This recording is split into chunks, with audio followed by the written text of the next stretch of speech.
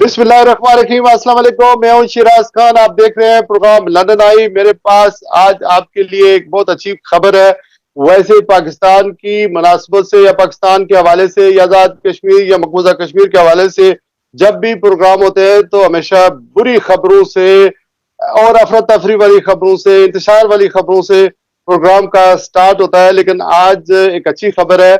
वो खबर यह है कि हमारे deputy inspector general of police Azad Kashmir सरदार जहीर अहमद साहब, जो कश्मीरी नजाद हैं, पाकिस्तानी काबुल ऑफिसर हैं, उन्हें अमेरिका में जो secretary of states Anthony Blinken है, उन्होंने अवार्ड से नवाजा है।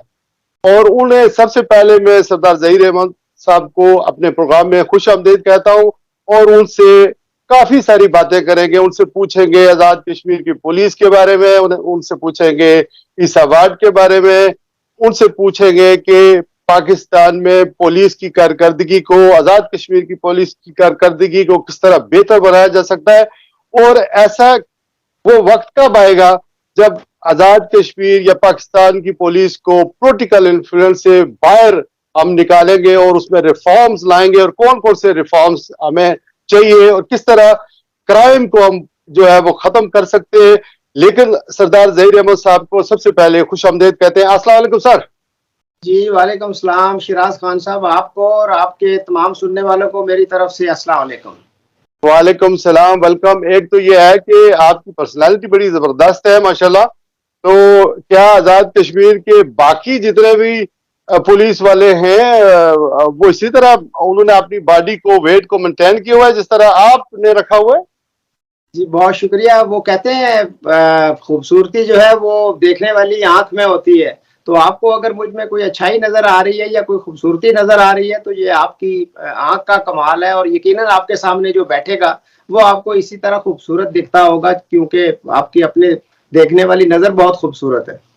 बहुत शुक्रिया। ये पूछते हैं कि ये हमारी जो आजाद कश्मीर या पाकिस्तान की पुलिस है वो अपने आप को फिट कैसे रख सके।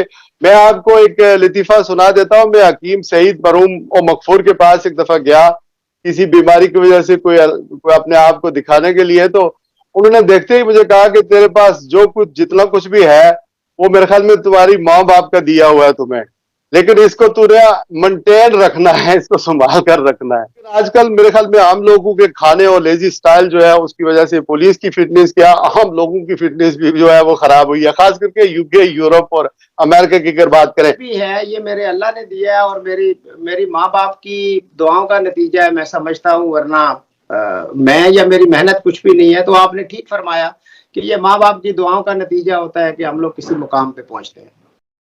अल्हम्दुलिल्लाह सर। अच्छा ये फरमाइएगा कि आपको ये अवार्ड दिया गया है, 188 ममालिक में से आपको चुना गया है इस अवार्ड के लिए। तो इसकी कोई खास वजह, आपने क्या ऐसा काम किया जिसकी वजह से आपको ये अवार्ड मिला है? सबसे पहले तो ये अवार्ड सिर्फ मेरा अवार्ड नहीं है, ये पूरी पाकिस्तानी कौम का अवार्ड है। ये जो मेरे कश्मीरी बहन भाई हैं, ये अवार्ड उनका अवार्ड है। तो ये हम सब के लिए एक एजाज़ की बात है। मैं FIA इस्लामाबाद में डायरेक्टर एंटी ह्यूमन स्मगलिंग था। तो हमारा जो एंटी ह्यूमन स्मगलिंग या एंटी ह्यूमन ट्रैफिकिंग के जो कवानीन हैं वो 2018-19 में बनाए गए थे। तो जब कोई कानून नया आता है उसके अमली तौर पर निफाज में कुछ मुश्किलात हायल होती हैं और आपको रूटीन से हट के थोड़ा ज़्यादा मेहनत करनी पड़ती है। तो मेरे साथ वहाँ पे जो मेरी टीम थी, मेरे जो सीनियर्स थे, उन्होंने गाइड किया, मेरी टीम ने बहुत मेहनत की। तो हमने, मैं समझता हूँ कि कम वक्त में बहुत कुछ अचीव किया पाकिस्तान के लिए इस कानून के अमली तौर पर निफाज के हवाले से। तो शायद ये एक चीज़ है कि जो कहीं किसी को अच्छी लगी कि एक नया कानून था, निस्बतन एक नया सब्जेक्ट था। पुलिस उसमें चूंकि मैन इन्वेस्टिगेशन एजेंसी है, सो पुलिस की ट्रेनिंग के लिए काम किया, स्टैंडिंग ऑपरेटिंग प्रोसीजर्स या काम का तरीका कार जो है वो बनाया, पुलिस के ट्रेनिंग कॉलेजेस में, स्कूल्स में उसके ऊपर लेक्चर्स दिए। उसके अलावा इस कानून के जो रूल्स थे वो बनवाए تو مختلف اداروں کا پھر صوبائی سطح پر وفاقی سطح پر جو کوآرڈینیشن ہے اس کوآرڈینیشن کو امپروو کرنے کے لیے ہماری ٹیم نے کام کیا. تو میں سمجھتا ہوں کہ اللہ تعالیٰ کی مہربانی ہے اور ہماری ٹیم کی محنت ہے کہ بہت کم وقت میں چیزیں کافی امپروو ہوئی. اور جو رپورٹ ہماری ٹیم نے ایک سبمٹ کی یو ایس اسٹیٹ ڈپارٹمنٹ کو, اس رپورٹ کے نتیجے میں پاکستان کی ایک درجہ ترقی ہوئی, بجائے اس کے کہ پاکستان کی خدا نخواستہ تنزلی ہوتی. تو وہ اس محنت کے نتیجے میں شاید کہیں کسی کو کوئی چیز اچھی لگی اور یہ ایوارڈ پاکستان کے حصے میں آیا. مینی کنگریچولیشن سر. اس ایوارڈ آپ کو ابھی 13 جون کو ملا ہے. یہ فرمائیے گا کہ یہ ایوارڈ ہے کیا؟ یہ ہم 8 لوگ تھے جن کو یہ ایوارڈ دیا گیا جو دنیا کے مختلف ممالک سے آئے تھے, اور اس ایوارڈ کو trafficking in person hero award کا نام دیا گیا. اور ہیرو ہمیں اس لیے یو ایس اسٹیٹ ڈپارٹمنٹ نے قرار دیا کہ اپنے اپنے ممالک میں اس شعبے کے اندر جو لوگ اچھا کام کر رہے تھے, جو لوگ تھوڑا محنت کے ساتھ کام کر رہے تھے, اور جن لوگوں نے کچھ مشکلات کے باوجود اس قانون کے نفاذ کے لیے کام کیا, وہ پھر انہوں نے ایک سلیکشن کی اور ہمیں ٹپ ہیرو 2023 کے ایوارڈ سے نوازا گیا. تو آپ یہ کہہ رہے ہیں کہ آپ کو ایوارڈ اس لیے دیا گیا کہ ہیومن ٹریفکنگ کے اینٹی آپ نے کام کیا, یعنی اس کی روک تھام کے لیے آپ نے کام کیا. جی اس کی روک تھام کے لیے, اور جو نیا قانون پاکستان نے اینٹی ہیومن ٹریفکنگ کا بنایا تھا اس قانون کے عمل درآمد کے لیے ہماری ٹیم نے کام کیا, اس لیے یہ ایوارڈ دیا گیا. اور وہ کام جس طرح سے میں نے پہلے کہا کہ جب قانون نیا ہے, اس کا جو نفاذ کرنے والی ایجنسیز ہیں انہیں اس قانون سے واقفیت نہیں ہے, سو انہیں واقفیت کرانا, پھر ان کو اس کی انویسٹیگیشن کے لیے ٹریننگز کرانا. پھر چونکہ اگر میں ہیومن ٹریفکنگ کی آپ کو ڈیفینیشن بتاؤں تو وہ ایک ٹیکنیکل چیز ہے, بٹ اپنے ناظرین کی توجہ کے لیے کہ دو طرح سے انسان کا استحصال کیا جاتا ہے.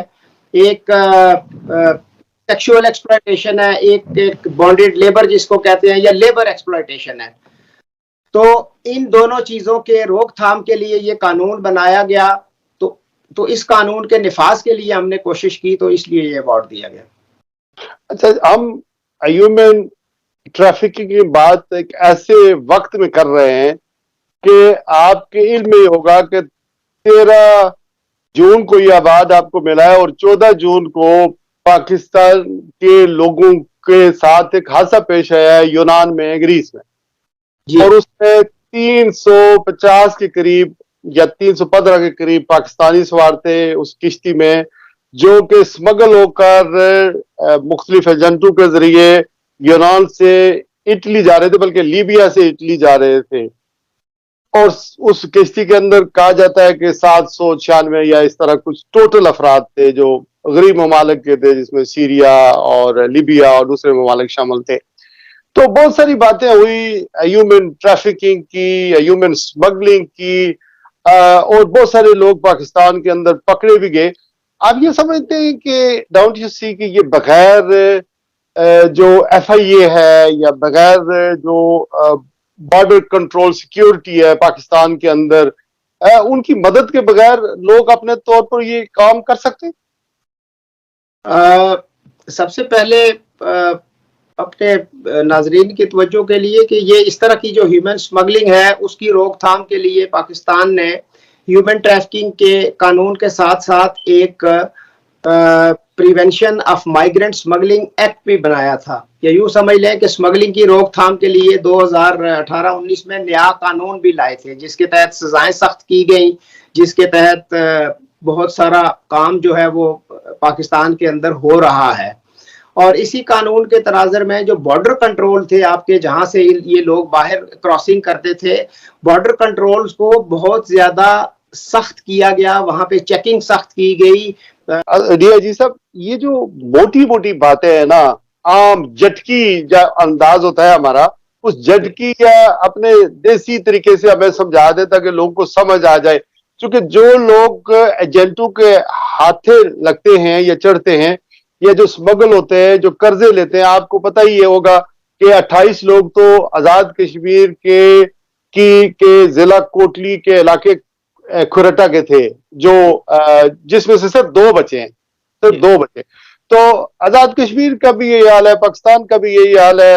ریموٹ غریب ایریے کے لوگ جو ہے وہ یورپ کا یا ان ملکوں کا رخ کرتے ہیں قرضے لے کر. تو موٹی موٹی باتیں سمجھا دیں تاکہ ہمیں پتہ چل جائے کہ کس طرح ان کے ساتھ کیا ہوتا ہے. اگر پاکستان کی اتھارٹیز کے ہاتھ چڑھ جائیں تو وہ ان کے ساتھ کیا کرتے ہیں، اور اگر باہر آ جائیں تو ہمیں پتہ ہی ہے کہ ان کے ساتھ بیچاروں کے ساتھ کیا کیا ہوتا ہے. اور اتنی اگر سیکیورٹی ہے، اتنی بارڈر کنٹرول ہے، ایف آئی اے ہے، اتھارٹی ہے، پولیس ہے، رینجر ہے، یہ سارے لوگ، اگر بلوچستان کی بات کریں وہاں سے بارڈر کراس ہوتا ہے، تو اس کے باوجود جو لوگ اسمگل ہوتے ہیں وہ کس طرح ہوتے ہیں؟ دیکھیے، دنیا میں نظام جو انسان کا بنایا ہوا نظام ہے وہ کامل یا مکمل نظام تو کہیں بھی موجود نہیں ہے، اور تھوڑی بہت کمیاں اور خامیاں ہر نظام میں ہوتی ہیں، سو کہیں نہ کہیں سے کوئی نہ کوئی شخص نکل جاتا ہے. دوسری بات یہ ہے کہ آپ نے کہا موٹی اور جٹکی بات کریں تو جو یہ حادثے میں لوگ اپنی جان سے گئے ان کے لواحقین کے ساتھ پوری تعزیت ہے، اظہار ہمدردی ہے. اللہ تعالیٰ ان کو صبر جمیل عطا فرمائے.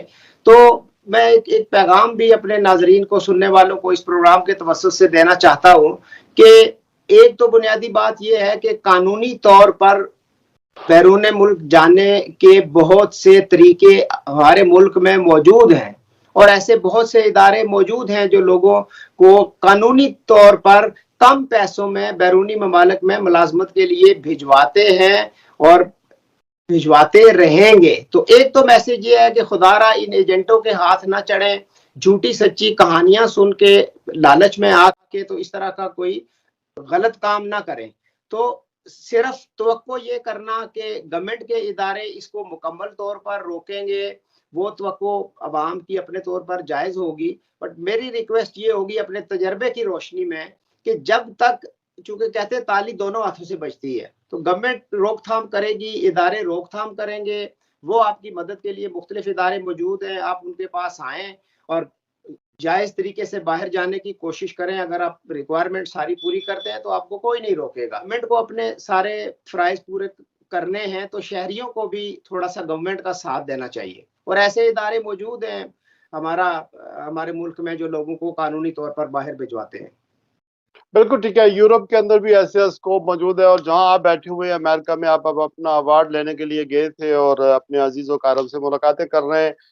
وہاں پر ظاہر آپ نے دیکھا ہوگا کہ ہم کس طرح باہر کے ملکوں میں مزدوری کرتے ہیں، اور مزدوری کا صلہ جو ہمیں ملتا ہے وہ پاکستان میں اپنی فیملیز کو آسودہ کرنے کے لیے ہم رقم بھیجتے ہیں، ملکی خدمت کرتے ہیں زر مبادلہ کی صورت میں. یہ باتیں ساری اپنی جگہ بالکل درست ہے.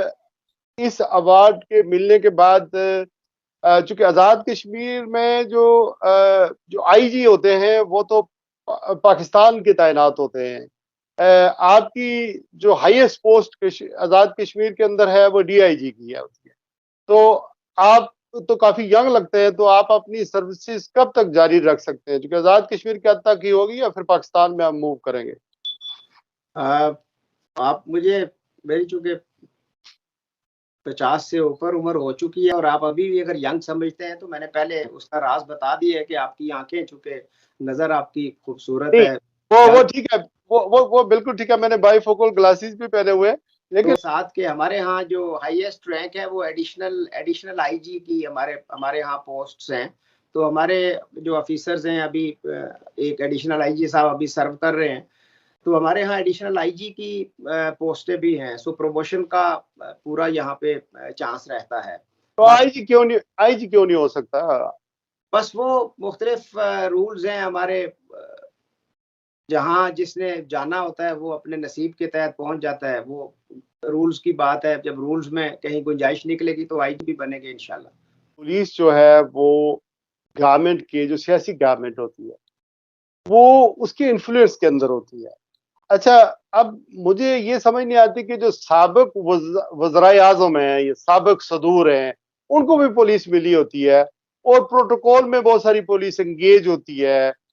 جو ہمارے محدود خطے کے اندر سبھی ایک دوسرے کو جانتے ہیں. تو سابق وزرائے اعظم کو کیا مطلب سیکیورٹی کی ضرورت ہے, صدور کو کیا ضرورت ہے سیکیورٹی کی, اور پھر یہ کہ جس طرح انفلوئنس کی بات کروں گا میں, تو بہت ہی زیادہ انفلوئنس ہوتا ہے. ایک پارٹی کی حکومت آئے گی تو وہ آئی جی کو تبدیل کر جائے گی, ڈی سی کو, ڈی آئی جی کو تبدیل کر دے گی, اور کھاڑ پتا ایس ایچ او تبدیل ہو جاتے ہیں, اور بلکہ بعض اوقات اپنی مرضی کے ایس ایچ او جو ہے ہر پارٹی یا ہر جو حلقے کا ایم ایل اے وغیرہ ہوتا ہے یا منسٹر ہوتا ہے وہ کرواتا ہے کہ اس یہاں پر فلاں میرا ایس ایچ او ہونا چاہیے, فلاں بندہ ہونا چاہیے. تو یہ چیزیں کب بدلیں گی سر پاکستان آزاد کشمیر؟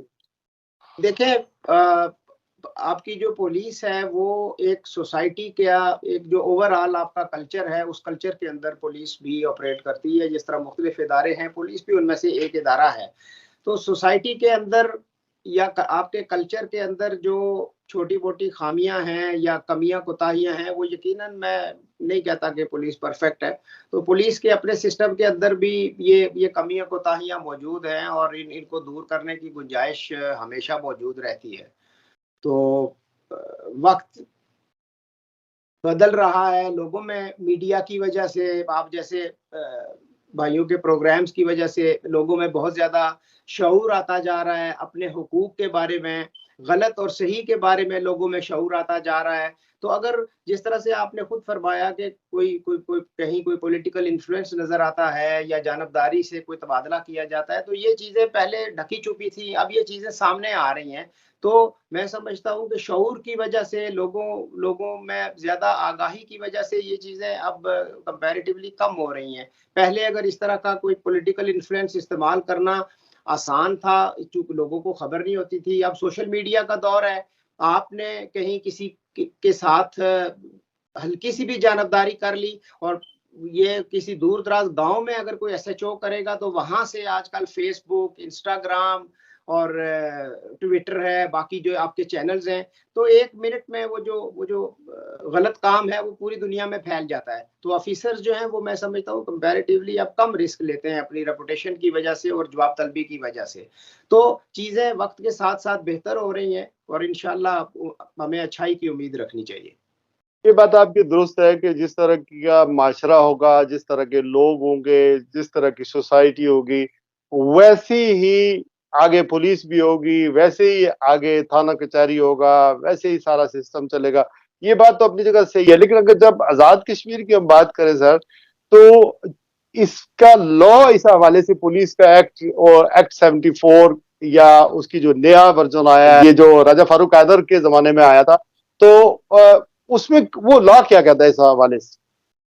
دیکھیں, قوانین میں تبدیلی کی ضرورت ہر وقت موجود رہتی ہے, اور قوانین وہی معاشرے کے لیے مفید ہوتے ہیں جو وقت کے بدلتے تقاضوں کے ساتھ اپنے آپ کو ہم آہنگ کرتے جائیں. تو وہ جو نئی پروویژن ہے وہ بھی پولیس کو جدید وقت کے جو تقاضے ہیں ان کے ساتھ ہم آہنگ کرنے کے لیے لائی گئی ہے, اور یقیناً اس سے پولیس کے نظام میں بہتری آئے گی. پوسٹنگ اور ٹرانسفر کے حوالے سے ہمارا لا کیا کہتا ہے آزاد کشمیر کا؟ نئی لیجسلیشن کی ضرورت ہے؟ یہ ٹرانسفر محکمانہ طور پر ہوتی ہے یا پولیٹیکل انفلوئنس کے تحت ہوتی ہے؟ یہ محکمے کے جو اوور آل جو ہمارے سربراہ ہیں وہ انسپیکٹر جنرل پولیس ہیں, تو وہ محکمے کی ضرورت کے پیش نظر جو تبادلے ہیں وہ کیے جاتے ہیں. تو باقی پولیٹیکل اینگل, ہم چونکہ میں نے جس طرح سے کہا جس سوسائٹی میں ہم آپریٹ کرتے ہیں, ہم ہر چیز کو پولیٹیکل اینگل دینے کی ہمیں عادت بھی ہے اور ہمیں اس میں آسانی بھی ہے. ایک تبادلہ آپ کسی کا کرانا چاہتے ہیں, اگر وہ ہو گیا تو آپ کا مخالف کہے گا کہ جی چونکہ اس کا پولیٹیکل کلاؤڈ زیادہ تھا, اس کو زیادہ سیاسی لوگ جانتے تھے, اس نے تبادلہ کرا لیا. اگر آپ کے مخالف اپنی مرضی کا کہیں کوئی چیز ہو گئی تو پھر آپ کو لگے گا کہ شاید یہ پولیٹیکل انفلوئنس ہے. بٹ اوور آل جو تبادلے جتنے بھی کیے جاتے ہیں, تعیناتیاں کی جاتی ہیں, وہ اس ضلع کی, اس تحصیل کی ضرورت کے مد نظر کی جاتی ہیں. اس میں یہ بہت کم ایسا سوچا جاتا ہے کہ اگر ہم اس کو لگائیں گے تو یہ سیاسی رہنما خوش ہو جائے گا, چلو اس کو لگا دیں, اس کو ہٹا دیتے ہیں چونکہ اس سے فلانا شخص ناراض ہے, سو اس کو ہٹا دیتے ہیں. ایسا بہت کم ہوتا ہے. اچھا, پولیس کے اندر کس طرح کی ریفارمز کی ضرورت ہے؟ جس طرح سے آپ کو پتہ ہے جرائم جو ہیں وہ روایتی سے ہٹ کر اب جرائم یا جرائم پیشہ افراد بھی ماڈرن ہوتے جا رہے ہیں، وہ ماڈرن طریقے ماڈرن ٹیکنیکس استعمال کرتے جا رہے ہیں۔ ایک جرائم ایک وقت میں ایک شہر تک محدود تھا، اب وہی جرائم انٹرنیٹ کی وجہ سے، سوشل میڈیا کی وجہ سے وہ جرائم جو ہے وہ پوری دنیا تک وہ پھیل چکا ہے۔ سو میں سمجھتا ہوں جو سب سے بڑی ضرورت پولیس کے لیے ہے وہ وقت کے تقاضوں سے اور موجودہ جرائم سے نپٹنے کے لیے جو انفارمیشن ٹیکنالوجی ہے یا کمپیوٹر ٹیکنالوجی ہے، میں سمجھتا ہوں پولیس کو اس طرح کی ٹریننگز کی ضرورت ہے کہ وہ جو موجودہ دور کے جو ٹیکنالوجیکل کرائمز ہیں ان کے ساتھ وہ ایفیکٹیولی نبرد آزما ہو سکے۔ نہیں، اوورسیز میں بسنے والے جتنے بھی جو کشمیری ہیں، اگر یو کے کی بات کریں تو آپ کو پتہ ہے کہ یہاں پر 10 لاکھ کے قریب جو ہے وہ 1.5 ملین پاکستانی یہاں پر موجود ہیں، 15 لاکھ، جس میں سے آدھے آپ کہہ لیں گے کشمیر کے لوگ، آزاد کشمیر سے، ضلع میرپور اینڈ کوٹلی۔ یہ وہ لوگ ہیں جو یہاں پر ہماری پہلی جنریشن آئی ہے، ابھی چوتھی جنریشن جو ہے یہاں پر اپنے محکموں میں یہاں پر اپنے فرائض منصبی سر انجام دے رہے۔ تو اگر ہم لوگ کس طرح اسسٹ کر سکتے ہیں یعنی پولیس کو بہتر ٹریننگ کے حوالے سے؟ ایسے آپ کوئی اگر یہاں سے کوئی انسینٹیو لیں لوگ یا کوئی پروگرام شروع کریں کہ وہاں کی پولیس کو یہاں بھیجا جائے، یہاں ٹریننگ ہو اور پھر وہ محکمانہ طور پر وہاں پر فیلڈ کے اندر جا کر کام کریں، ہم کیا کر سکتے ہیں اس حوالے سے؟ ایسا کچھ ہوگا؟ ایکسچینج وزٹس تو آلریڈی یو کے اور پاکستان اور کشمیر پولیس کے ہو رہے ہیں، جس میں یو کے پولیس پاکستان آتی ہے، پاکستان کے پولیس آفیسرز یو کے آتے ہیں اور ایک دوسرے کے کلچر کو اور اس کو سمجھنے کی کوشش کرتے ہیں۔ سو آپ نے انسینٹیو کی بات کی یا آپ نے کسی اسسٹنس کی بات کی، تو میں اپریشیٹ کرتا ہوں جو آپ کا جذبہ ہے، اور ہم دل سے جو آپ لوگ دیار غیر میں بستے ہیں، میں ان تمام لوگوں کو دل سے سلام کرتا ہوں، سلیوٹ کرتا ہوں، اور آپ کی جو خدمات ہیں اپنے گھر بار سے دور بیرون ممالک میں محنت مزدوری کر کے مشکل حالات میں گزارا کر کے تو کرتا ہوں، سلام پیش کرتا ہوں۔ آپ لوگ ایسٹ ہیں ہمارا، اور آپ لوگ فخر ہے ہمارا، اور آپ لوگ ہم پاکستان میں رہنے والوں کا چہرہ ہیں دوسرے ممالک میں، جو پاکستان کی شناخت بیرون ملک جنہوں نے قائم رکھی ہے، اور بیرون ملک رہنے والے لوگوں کو یہ بتایا ہے کہ پاکستانی محنتی اور سچے اور ایماندار اور اچھے لوگ ہیں۔ اچھا، ناظرین کو بتاتا چلوں کہ جب یہ انٹرویو آن ایئر ہوگا تو آپ کے سوال ہوں گے کہ کیا آزاد کشمیر میں جا کر جو پاکستانی یا کشمیری یو کے، یورپ، امریکہ میں رہتے ہیں ان کی پلاٹوں پر قبضہ ہو جاتا ہے، وہاں پولیس سے کس طرح مدد کریں، یہ آپ کے ذہنوں میں سوال ہوگا۔ آپ یہ بھی سوال کریں گے کہ وہاں پر جو زیادتیاں ہوتی ہیں، خاص کر کے بڑی برادریوں والے جو ہے وہ ان کے ہاتھ میں سب کچھ ہوتا ہے، جو چھوٹی برادریوں کے لوگ ہیں، اقلیت میں رہتے ہیں، ان کی عزت نفس اور جب تھانہ کچہری میں کیوں نہیں اس طرح ان کی عزت کی جاتی؟ پھر جو اوورسیز سے لوگ جو وہاں جاتے ہیں کشمیری، ان کے مسائل بہت سارے ہیں، ان کے پلاٹوں پر، مکانوں پر، جائیدادوں پر قبضہ ہو جاتا ہے، مقامی طور پر وہ مدد لینا چاہتے ہیں، پولیس اس طرح مدد نہیں کرتی۔ یہ سارے سوال میں نے پوچھنے ہیں ڈی آئی جی سردار ظہیر احمد صاحب سے، جو آج خوش بہت ہیں چونکہ انہیں ایک بہت اچھا ایوارڈ ملا اور ہمارے نام یہ انہوں نے ڈیڈیکیٹ کیا ہے، لیکن آپ ہمارے ساتھ ہی رہیں، دوسرے حصے میں یہ سوال ہوں گے انشاءاللہ، اور آج میں نے انہیں جانے نہیں دینا جب تک آپ کے سارے سوال مکمل ہو جائے۔